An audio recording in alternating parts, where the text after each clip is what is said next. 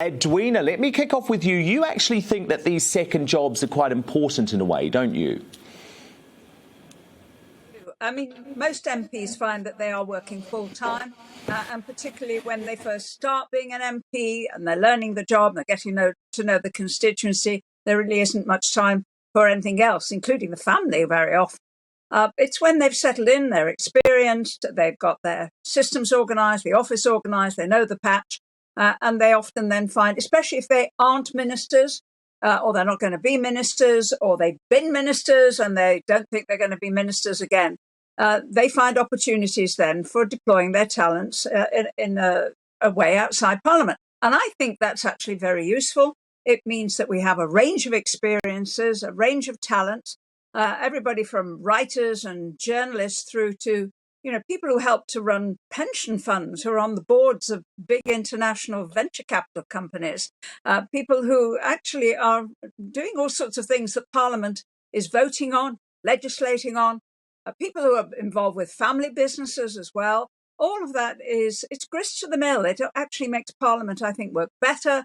And if we didn't have that, Dan, we'd just have a load of policy wonks who didn't know anything about the outside world, nor the criticism that people make now would be even more true. You say Edwina Currie is wrong, though, and actually there should be no outside work if you're an MP whatsoever.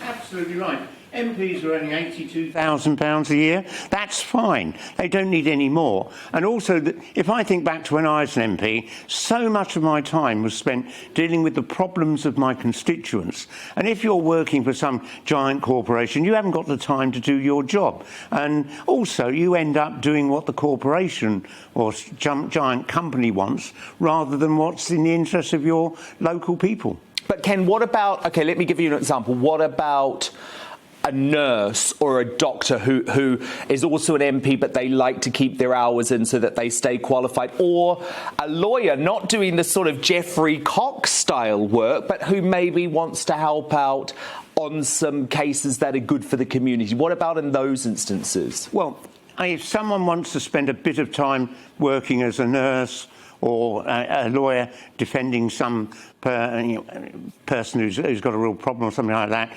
you can just about live with that. But to be employed by a corporation, earning over £100,000 a year, this is wrong.